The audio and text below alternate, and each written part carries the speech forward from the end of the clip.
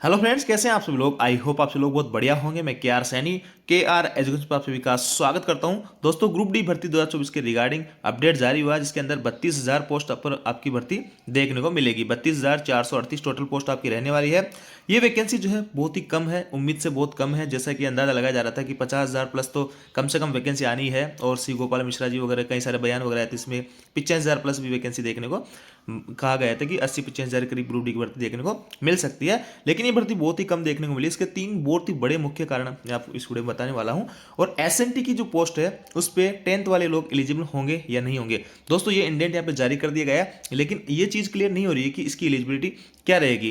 क्योंकि दोस्तों, अभी तक जितने भी स्काउट गाइड के कोटे के जितने भी एग्जाम हुए हैं, तो उसमें लेवल 1 के अंदर आईटीआई मांगी गई है मैक्सिमम पोस्टों पे। तो इस हिसाब से अगर उनको देखें तो आपकी मैक्सिमम पोस्टों पे आपकी आईटीआई लागू रहने वाली है। लेकिन एसएनटी की जो पोस्ट है, क्या इस पे आईटीआई मांगी जाएगी, इसके रिगार्डिंग थोड़ी बात करने वाले हैं। और जो पोस्ट जिन पोस्ट पे भर्ती अभी नहीं आई है, उनको कैसे फिलअप करेगा रेलवे, और 3 आरआरबी से आपको अच्छी भर्ती देखने को मिलेगी, और किस पोस्ट पर जो है कोई भर्ती नहीं आई है इस बार। इन सब के रिगार्डिंग वीडियो में बात करने वाले हैं। वीडियो बहुत ही इन्फॉर्मेटिव होगा, वीडियो को लास्ट तक जरूर देखिएगा। आगे बढ़ने से पहले दोस्तों बताना चाहूंगा, जो भी भाई लोग रेलवे के किसी भी एग्जाम की तैयारी कर रहे हैं जिसके अंदर मैथ, रीजनिंग, जीके, जीएस पूछी जाती है, तो स्क्रीन पे जो बुक दिख रही है इनको आप फॉलो कर सकते हैं। ग्रुप डी और एनटीपीसी के लिए काफी हेल्पफुल आप लोगों के लिए हो सकती है। और सभी की सभी बुक में खास बात है कि इसमें आज तक के रेलवे के जितने पीआई के विद डिटेल सोल्यूशन आपको यहाँ पे मिलने वाले हैं, और मैथ और रीजनिंग चैप्टर वाइज और टाइप वाइज आपको यहाँ पे मिलने वाली है। इसके अलावा दोस्तों, ग्रुप डी की जो तैयारी कर रहे हैं भाई लोग, वो यहाँ पे पीआईक्यू के लिए स्क्रीन पे जो बुक दिख रही है उसको फॉलो कर सकते हैं। इसमें 1 से 40 सेट आपको मिलने वाले हैं ग्रुप डी के, जो पिछली भर्ती हुई थी उसके। और इन सभी बुक को ऑनलाइन ऑफलाइन किसी माध्यम से बाय कर सकते हैं। ऑनलाइन बाय करने के लिए लिंक आपको डिस्क्रिप्शन में दिया हुआ है। दोस्तों, क्वालिफिकेशन का जो मुद्दा उठा था वो 2018 की भर्ती से उठा था कि आईटीआई जो है ग्रुप डी के अंदर मांगी जाएगी। और ये जो है ग्रुप डी आपका 2018 का नोटिफिकेशन है। इसके अंदर आपकी जो है टोटल 28 टाइप की पोस्टें थी, जिसमें से 23 टाइप की पोस्टों पे 10th प्लस आईटीआई या फिर अप्रेंटिसशिप मांगी गई थी। और इसके बाद में जो है 5 टाइप की जो पोस्टें थी उसके ऊपर आपको 10th वाले लोगों को भी एलिजिबल किया जा रहा था। आईटीआई वाले तो थे ही थे, लेकिन इसमें 10th वालों को भी एलिजिबल किया गया था। अब देखिए दोस्तों, यहाँ पे छात्रों ने इसका विरोध किया कि हमें पहले पता नहीं था आईटीआई इसमें जरूरी है, ये वो कई सारे तमाम सवाल जवाब होते थे। तो उसके बाद में इसमें से आईटीआई हटा दी गई थी। इसके बाद में 2019 में फिर से आईटीआई लागू की गई थी। लेकिन फिर भी जो छात्रों ने प्रोटेस्ट किया कि एक ही साल का गैप था दोनों भर्तियों में, तो हम जो इसमें आईटीआई वगैरह नहीं कर पाए, तो उस हिसाब से उसमें भी आईटीआई हटा दी गई। लेकिन इस बार जो आपकी आईटीआई 99.99% चांस है कि आईटीआई रहेगी। जैसा कि इसमें गैप भी अच्छा खासा लग गया, अब जो छात्रों के पास में कोई किसी भी टाइप का कोई एक्सक्यूज नहीं बचा है कि उस हिसाब से कि आईटीआई नहीं लगनी चाहिए, है ना। अब बात ये निकल के आती है कि एसएनटी की पोस्ट को लेकर काफी सारी दुविधा है। कई सारे दोस्त बोल रहे हैं कि सर एसएनटी की पोस्ट पे 10th वाले लोग एलिजिबल होंगे या नहीं होंगे। कई सारे यूट्यूबर्स वगैरह ने भी ये चीज बताई कि एसएनटी की पोस्ट पे आपकी 10th वाले भाई लोग एलिजिबल रहेंगे। लेकिन ये जो है आपका 2018 का नोटिफिकेशन है, और इसके आधार पर आपकी जो है आईटीआई लागू किस किस पोस्ट पर रहेगी वो सारी चीजें क्लियर होती है। तो यहाँ पे देखिए, हेल्पर एसएनटी की पोस्ट है, असिस्टेंट एसएनटी के नाम से इस बार आई है। तो इसके अंदर आपकी जो है आईटीआई यहाँ पे मांगी गई। इसकी क्वालिफिकेशन देख लीजिए यहाँ पे।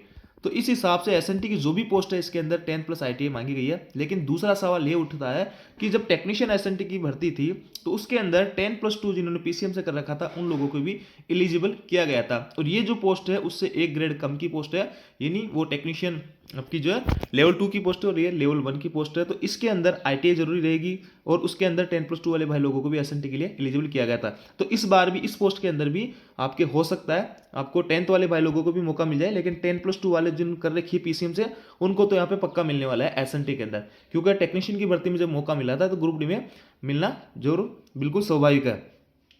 यहाँ पे सारी चीजें अच्छे से इंप्लीमेंट नहीं होती। आईटीआई हटा दी गई थी बीच में, कई सारे करेक्शन वगैरह देखने को मिल सकते थे। लेकिन इस बार आपको जो है एसएनटी की जो पोस्ट आई है उस पर 10+2 पीसीएम वाले तो पक्का मौका मिलेगा, लेकिन इसमें 10th वालों को भी मौका दिया जा सकता है। लेकिन इस आधार पर अभी तक जो ये जो चार्ट अपन देख पा रहे हैं 2018 का, इसके अंदर आपकी आईटीआई मांगी गई 3 पोस्ट के ऊपर। अब देखिए 10th पास की जो पोस्टें थी वो आपके पास में ये कुछ चुनिंदा पोस्टें बची थी। इसमें से ओनली असिस्टेंट पॉइंट्समैन की भर्ती आपको देखने को मिल रही है। बाकी गेटमैन की कोई भर्ती नहीं आई है, ये कोई भर्ती नहीं है। और हॉस्पिटल असिस्टेंट की भर्ती भी इस बार नहीं आई है, जो कि लड़कियों के लिए या पढ़ने वाले छात्रों के लिए बहुत अच्छी पोस्ट मानी जाती थी हॉस्पिटल असिस्टेंट की। वो वैकेंसी इस बार देखने को नहीं मिली है। अब देखिए यहाँ पे आपको मैं दोनों का कंपेरिजन करके बताता हूँ। 2019 की जो भर्ती थी उसमें आपकी 17 टाइप की पोस्टें थी, और अभी जो वैकेंसी आई है उसमें 14 टाइप की पोस्ट आपकी रहने वाली है। तो कौन कौन सी पोस्टें इसमें से गायब होगी। हालांकि कई सारे जो रनिंग रूम वगैरह हैं वो टेंडर पे चले गए हैं। तो पहले वहाँ कुक वगैरह की जो भर्तियां वगैरह आया करती थी, तो वो तो पहले ही जो 2019 की भर्ती में भी नहीं देखने को नहीं मिली, 2018 की भी नहीं मिली, क्योंकि रनिंग रूम वगैरह जो है सभी टेंडर पे यहाँ पे चले गए। लेकिन इस बार इस भर्ती के अंदर आपको असिस्टेंट वर्क्स की जो है पोस्ट देखने को नहीं मिली है। असिस्टेंट वर्क्स क्या होता है दोस्तों, जो रेलवे के क्वार्टर्स वगैरह होते हैं उनकी रिपेयर वगैरह करते हैं। तो ये जो है हेल्पर का वहाँ पे काम करते हैं, जैसे कि अपने बेलदारी वगैरह एक तरह से करते हैं, मसाला वगैरह बनाना, ये वो ईंट वगैरह पकड़ाना। तो उसका अगर कोई मेंटेनेंस का काम होता है तो वो वहाँ पे काम करते हैं। तो वो एक वैकेंसी आपको ये देखने को नहीं मिली। इसके अलावा दोस्तों यहाँ पे हॉस्पिटल असिस्टेंट की भर्ती भी आपको देखने को नहीं मिली है, जो कि यहाँ पे 16 नंबर की थी। अगर ये आती है तो इस पर 10th वाले भाई लोग एलिजिबल रहते, वो भी वैकेंसी यहाँ पे गायब है। तो इस हिसाब से यहाँ पे 2-3 पोस्टें आपकी गायब है, और बाकी जो है सारी पोस्टें यहाँ पे देखने को आप मिल रही है। सबसे ज़्यादा जो पोस्ट आपकी आई है वो आपकी ट्रैक मेंटेनर ग्रेड 4 की आई है, जैसा कि हमेशा ही यही वैकेंसी सबसे ज़्यादा आपको देखने को मिलती है। और एक वैकेंसी आपको असिस्टेंट स्टोर की भी इस बार देखने को नहीं मिली है। तो 3 वैकेंसी असिस्टेंट स्टोर हो गई, असिस्टेंट वर्क्स हो गई और हॉस्पिटल असिस्टेंट हो गई। तो 3 वैकेंसी आपको इस बार देखने को नहीं मिली है। बाकी 14 टाइप की जो पोस्ट आपको देख पा रहे होंगे इसके अंदर।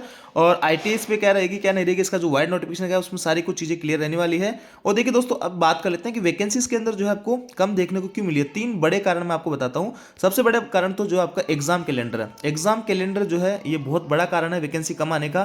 क्योंकि दोस्तों यहाँ पे अगर एग्जाम कैलेंडर नहीं आता तो वैकेंसी पूरी आपकी एक साथ आती है। आगे के 2-3 साल की वैकेंसी जो रहती है उसके अकॉर्डिंग आपकी वैकेंसी यहाँ पे निकलती है।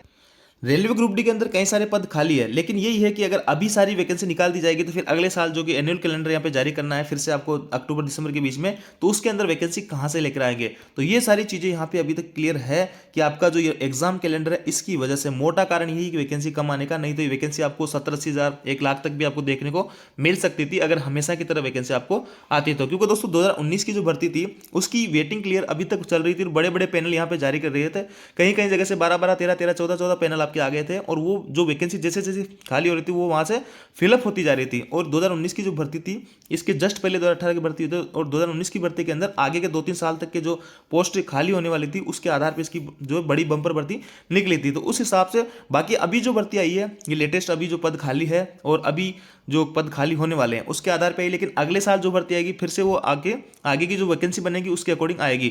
अगर आगे ये एग्जाम कैलेंडर जारी नहीं होता तो आपकी 2-3 साल की वैकेंसी आपको एक साथ यहाँ पे देखने को मिलती और बड़ी भर्ती आपको देखने को मिल सकती थी, लेकिन एग्जाम कैलेंडर के नाम पे ये जो है भर्ती यहाँ पे डिवाइड कर दी गई है। दूसरा मोटा कारण ये कि जैसे मैं आपको वर्कशॉप वगैरह के अंदर लोकोसेड के अंदर वैकेंसी काफी कम देखने को मिली है। जैसे कि यहाँ पे देखिए आप, ये डीजल लोकोसेड में आपकी वैकेंसी है और इलेक्ट्रिक लोकोसेड में आपकी है मतलब 420 और 950। तो डीजल लोकोसेड में वैकेंसी धीरे धीरे कम होती जा रही है। मैंने आपको पहले ही बताया था कि इलेक्ट्रिक जो है लोको यहाँ पे ज्यादातर चलने लगे, इलेक्ट्रिफिकेशन सेक्शन हो गए, तो डीजल लोको की मांग यहाँ पे कम बनी है। तो इस हिसाब से यहाँ पे इसकी जो पोस्ट यहाँ पे कम बनेगी। और इसके अलावा दूसरा बड़ा कारण जो है यहाँ पे जो कि खबरों में चल रहा है, हालांकि रेलवे ने अभी तक कोई स्पष्ट नहीं किया कि निजी हाथों में जाएंगे रेलवे के सारे लोकोसेड और वर्कशॉप। तो इस हिसाब से यहाँ पे लोकोसेड और वर्कशॉप में भी वैकेंसी आपको कम देखने को मिली है।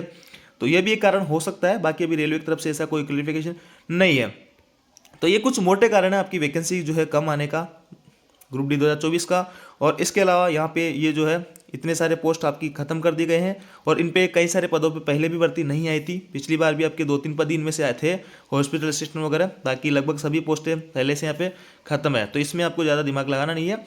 लेकिन आपकी जो ओवरऑल अगर वैकेंसी की बात करें तो 50-60 हज़ार तक आ सकती थी, और इसमें कोई बड़ी बात नहीं थी। 32,000 पद जो है एक तरह से इतनी ज़्यादा पॉपुलेशन देखते हुए, ज़्यादा डिमांड देखते हुए ये वैकेंसी जो है बहुत ही कम यहाँ पे रहने वाली है। अब देखते हैं आगे क्या होता है, वाइड नोटिफिकेशन शॉर्ट नोटिफिकेशन में क्या कुछ आता है, क्वालिफिकेशन वगैरह में कुछ चेंजेस वगैरह रहता है, तो सारा कुछ आप लोगों के साथ में साझा करेंगे। और यहाँ पे देखिए दोस्तों 3 RRB से आपको जो है अच्छी खासी वैकेंसी देखने को मिलेगी, जिसके अंदर अपन बात करते हैं यहाँ पे ये इसका वैकेंसी का चार्ट पैटर्न है और आपके जोन वाइज वैकेंसी का डाटा है। तो सबसे बढ़िया वैकेंसी आपकी यहाँ पे देखने को मिल रही है। एक तो NR से आपकी अच्छी खासी वैकेंसी है, जैसे कि मैं बात करें यहाँ पे देखिए आप, ये देखिए यहाँ पे 4,586 पोस्ट आपकी NR से यहाँ पे रहने वाली है। इसके अलावा 4,672 पोस्ट आपकी वेस्टर्न रेलवे WR से रहने वाली है, और इसके अलावा आपकी 2,000 के करीब यहाँ से वैकेंसी आपको देखने को मिल रही है NCR से। तो 3-4 जगह से आपको वैकेंसी ठीक ठाक देखने को मिल रही है। इसके अलावा दोस्तों NWR की अगर बात करें तो NWR में आपको जो वैकेंसी ज़्यादा देखने को नहीं मिली है। 1,000-1,500 के करीब आपकी NWR के अंदर वैकेंसी है। देखिए 1433 पोस्ट पे आपके NWR में भर्ती होने वाली है। और इधर जो है टोटल वैकेंसी कितनी कितनी है, आपके जोन और MCF कोच फैक्ट्री वगैरह सारा कुछ हिसाब से डिवाइड कर दिया गया है। 32,438 टोटल यहाँ पे पोस्ट रहने वाली है। तो इन 3 जोन से ज़्यादा वैकेंसी, तो सीधी सी बात है इनसे फॉर्म आपके ज़्यादा भरने वाले हैं। तो ये देखिए दोस्तों जो भर्ती अभी इस बार नहीं आई है उनको कैसे भरेंगे, बड़ा सवाल है। तो यहाँ पे देखिए असिस्टेंट वर्क जो है उनका काम मैंने बताया क्वार्टर्स वगैरह की रिपेयर वगैरह करना, तो धीरे धीरे क्वार्टर्स वगैरह सभी स्टेशनों से खत्म होते जा रहे हैं और सभी अपने जो है एचआरए वगैरह रेलवे की तरफ से दिया जाता है, उसी के आधार पर अपने अपना मैनेज करने की। छोटे स्टेशनों पर लगभग सभी स्टेशनों से क्वार्टर्स वगैरह खत्म हो गए, तो ये इनका काम भी यहाँ पे खत्म होता जा रहा है। अगर जरूरत भी पड़ती है इन पोस्टों के ऊपर तो आपके जो ट्रैक मेंटेनर है इनटेक कोटे के तहत यहाँ पे आ जाएंगे। इसके अलावा रेलवे के अंदर किसी भी ग्रुप डी डिपार्टमेंट से जो कोई भी भाई डिकेटराइज होता है तो उनको असिस्टेंट वर्क्स के अंदर ही भेजा जाता है। जैसे ट्रैकमैन के अंदर ड्यूटी करने में असमर्थ हो, कोई बंदा कोई बीमार हो गया, किसी टाइप की बीमारी है, विजिबिलिटी कम हो गई, तो उन लोगों को असिस्टेंट वर्क्स के अंदर काम दे दिया जाता है डिकेटराइज करके। तो ऐसे में वहाँ से पोस्ट फिलअप हो जाती है। बाकी कई सारी चीज़ें जो टेंडर वगैरह पे जा रही है उस हिसाब से यहाँ पे लगभग खत्म से होती जा रही है। और बाकी जो इंपॉर्टेंट पोस्ट है उन पर तो भर्ती आपकी आ ही गई है, 14 टाइप की जो पोस्टें थी। तो ये थी दोस्तों अपडेट, और आई होप जानकारी आपको अच्छी लगी। वीडियो को लाइक की दोस्तों के साथ में शेयर जरूर करें। Thank you.